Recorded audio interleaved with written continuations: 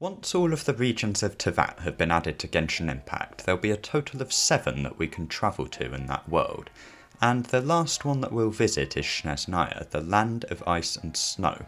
Despite being the last region that will be added to the game, we do actually know quite a lot about it. The only unreleased region that we know more about is the next one to come out, Inazuma. So since we've already covered Inazuma in some other videos, we thought we would go in depth about all we know about Snezhnaya. So let's get into it.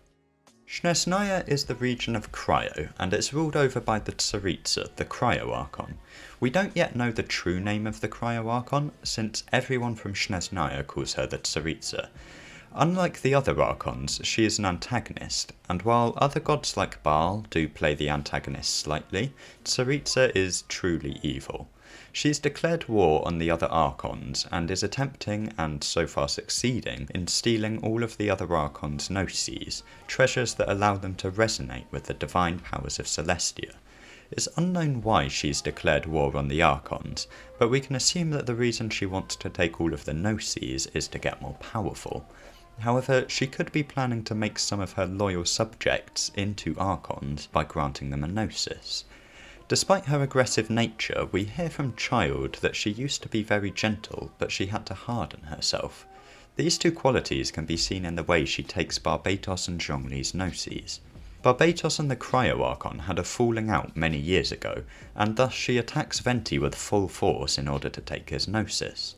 However, the Tsuritsa has no issues with Morax, and so she manages to take his Gnosis through peaceful contract. Snezhnaya also has a very large army known as the Fatoui, and the majority of Snezhnayan characters we've seen in the game so far have been members of the Fatoui. However, we do know that not all Snezhnayans have relations to the Fatoui, and not all of them even support them. The Fatoui are pretty much the only ones who travel to other regions though, plus the occasional travelling merchant, so it makes sense that they're the only ones that we've seen so far. While the Fatoui are based in Snezhnaya, they have large numbers in the other regions, and also bases of operation in both regions we've seen so far. In Mondstadt there's the Goth Grand Hotel, which has been reserved for Fatoui operation, and in Liyue there's the Northland Bank. The Fatoui don't only consist of an army, however, they also contain politicians and merchants who attempt to rise to power in other nations through peaceful means before enacting the Tsuritsa's wishes once they reach a high enough power. Therefore, the leaders of the nations know that the Fatoui shouldn't be trusted and generally see them as a threat to the peace. While the Fatoui are technically led by the Tsuritsa, it's mostly run by a group known as the Fatoui Harbingers. These Harbingers are the most powerful people in Snezhnaya other than the Tsuritsa, both in physical strength and political influence. In total there are 11 Harbingers, but we only know about 5 of them, and we've only actually seen 3 of them in game.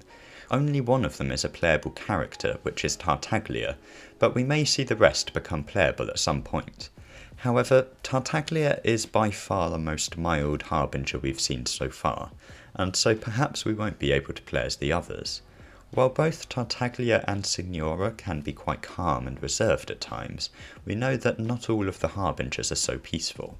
A great example of this is Dottore, which we haven't seen in the game yet, however there have been mentions. All that we know about him then comes from the manga, and we get the impression that he is flat out insane. He has been known to kidnap and experiment on children, as well as reanimating the dead using robots and technology. This contrasts a lot with the calmness of Child, and so the other Harbingers may be just as bad as Dottore. It's also worth pointing out that there are 11 Harbingers but only 7 nations in Teyvat. So far we've seen 1 Harbinger for each region, Signora for Mondstadt, Tartaglia for Liyue, and Scaramouche for Inazuma. And so if this trend continues, then there will be 4 Harbingers that are missed out. So these may well show up alongside another Harbinger in a region, or they may be reserved for Snezhnaya as well. Not all of the Harbingers possess visions, however they do have another mystical artifact known as a Delusion. Delusions are granted only by the Tsuritsa, and it's unknown how these are created, since the other Archons don't have the ability to grant them. The Tsuritsa can also grant a delusion of any elemental power, unlike her visions, which she can only grant the cryo variety of. Because of these facts, Delusions may be more technological than divine, seeing as the Fatoui are quite technologically advanced already. Delusions aren't bound to the user's vision element either, seeing as Tartaglia has a hydro vision but an electro delusion. Signora doesn't even have a vision that we've seen, and yet she holds a cryo delusion. Delusions are not limited to the Harbingers though. Some very high-ranking Fatoui are granted a delusion, such as the Fatoui agents and the Sisson mages. So far, that means that we've seen delusions of the electro, cryo and pyro varieties, yet we can assume that we'll see other delusions in the future. But we've been talking about the characters for quite some time now, so let's switch to talking about the region itself. We know from dialogue that the whole region is in a state of eternal snow and ice, and we learn from Child's brother that it gets cold enough for the sea to freeze at certain times of year due to how northern it is in Teyvat. The snowy weather is due to the real-world country that Snezhnaya is based on, which is Russia. Russia is very northern in some areas, and it does get very cold, but the weather in Snezhnaya is exaggerated to the point where it's snowing all year round. As a result, many of the NPCs we've seen from Snezhnaya are clad in thick jackets and woolly hats. This extreme cold makes me wonder if there'll be the sheer cold effect, like in Dragonspine. But compared to Dragonspine, Snezhnaya will be huge, and so navigating it with a constant sheer cold effect could be really annoying to play through. If they were to implement it, I imagine that there would be many warming points around the place. They could also make it so that the sheer cold is only present in the wilderness of Snezhnaya, and the towns and the city are warm enough to keep it out. If they were to add sheer cold, that's how I'd see them doing it. As for what the landscape would look like, we don't know much. It would probably be similar to Dragonspine, with a few towns dotted here and there, such as whatever that word says, a seaside town which Tartaglia is from. But yeah, that's most of what we know about Snezhnaya. It may not seem like much, but in comparison to the other unreleased regions, it's quite a lot.